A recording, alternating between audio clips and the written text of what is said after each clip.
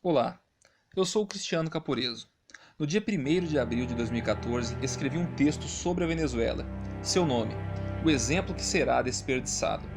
Eu, um ex-analfabeto funcional, que aprendeu a escrever conforme a gramática depois dos 20 anos de idade, estudando para concurso público e fazendo faculdade de Direito.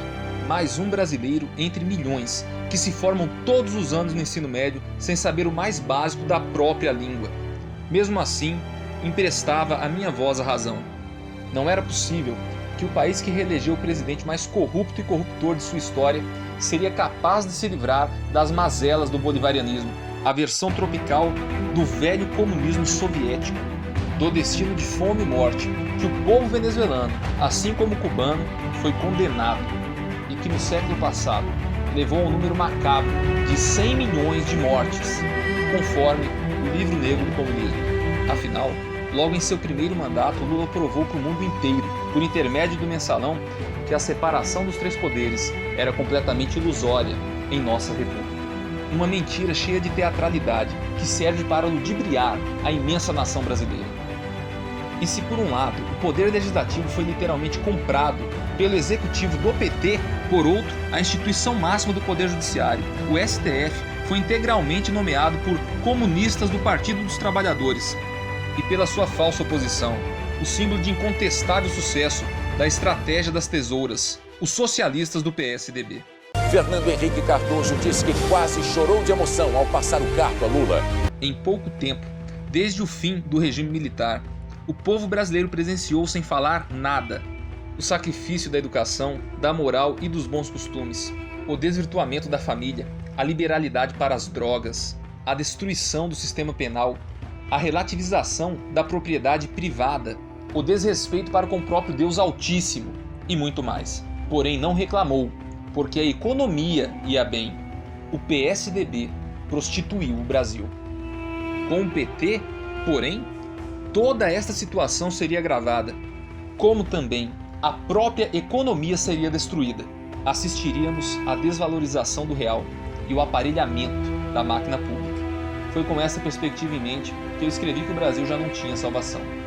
Mas o improvável aconteceu. Tudo mudou. Assim como Roma foi reduzida ao pó e, como a fênix, ressurgiu para destruir o império de Cartago e o seu terrível general, Aníbal, das cinzas que o Brasil foi reduzido, reacendia através do serviço incansável de patriotas, como o filósofo Olavo de Carvalho, as chamas do orgulho de ser brasileiro. Hoje o Brasil já pode sonhar com o futuro, não por ter se livrado da aristocracia mafiosa que o tomou de assalto, mas sim por estar vivendo um totalmente improvável reavivamento cultural. A voz que clamou do deserto, de um país completamente destruído intelectualmente. Se você não sabe a origem das suas ideias, você não sabe qual o poder que se exerceu sobre você e colocou essas ideias dentro de você. Agora vê surgir outras vozes que defendem o cristianismo, que é a base da nossa cultura e dos valores da família. Vê o serviço primoroso e incansável de resgate da verdadeira história do Brasil, através da organização Brasil Paralelo. Agora cada vez mais brasileiros saberão que a síndrome de vira-lata que nos foi ensinada é uma mentira, que o seu país possui uma história inspiradora e repleta de heróis. Desde criancinhas, nós aprendemos na escola que o Brasil é o país do futuro. Só não nos ensinaram, criminosamente, que nós já fomos um império próspero e promissor, que durante o reinado de Dom Pedro II, o Magnânimo, o nosso país era tão bom que os estadunidenses imigravam para cá, e não o contrário, como acontece hoje. Agora é a hora das pequenas chamas de brasilidade, de um povo que anseia por ressurgir da letargia histórica em que foi jogado incendiarem a nossa nação.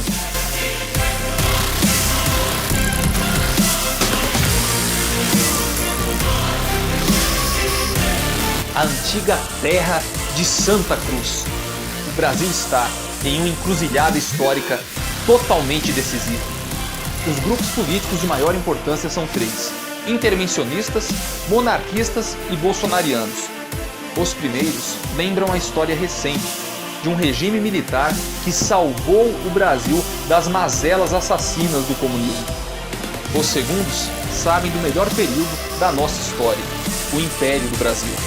E os últimos, que são a maioria que varre a nossa nação de norte a sul, valorizam a figura pública de maior importância do cenário político atual. Um homem corajoso que representa um risco existencial aos inimigos do Brasil, desde os políticos em seus palácios até os assaltantes de rua.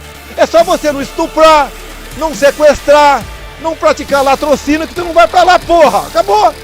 Em comum, esses três grupos têm a certeza da completa falência do sistema republicano atual, da grande mentira, do engodo nojento em que vivemos. Os velhos ratos políticos farão de tudo para manter os seus interesses, e o interesse deles não é o mesmo interesse do povo brasileiro. As instituições aparelhadas, em especial o STF, fingirão aplicar a lei no mesmo momento em que a destroem. Nós vivemos o momento mais decisivo. Agora pode ser a última chance para o Brasil. Ou nos unimos para derrubar o poder do estamento político, se necessário, arrancando os poderosos de seus tronos. Ou eles fraudarão as eleições como já fizeram antes, livrarão de suas penas os bandidos condenados, em especial o criminoso Lula, e destruirão de uma vez por todas o nosso futuro. Todo o tremendo serviço policial e judiciário da Operação Lava Jato terá sido em vão. Em pouco tempo, democratizarão a internet, um outro nome para a censura, e a nossa última fronteira de difusão eficiente de conhecimento restará perdida para sempre. O tempo da inocência acabou. Se eles não respeitam nem mesmo a vontade do povo nas ruas, já que ao invés de condenarem o PT e o sistema corrupto, eles resolveram sacrificar um mero peão, chamado Dilma Rousseff, sem, contudo, nem mesmo lhe retirar os direitos políticos. O que dirá entregar de bandeja o cargo máximo do Executivo Nacional, a presidência da República? Ou o povo exige agora, por todos os meios necessários, o seu país de volta, ou um destino de miséria socialista venezuelana chegará até nós. Segundo a própria Constituição Federal, todo o poder emana do povo e é em nome dele que deve ser exercido. O momento é agora. O Brasil verá que um filho teu não foge à luta e novamente irá raiar a liberdade no horizonte do Brasil. Brasil, acima de tudo. Deus, acima de todos.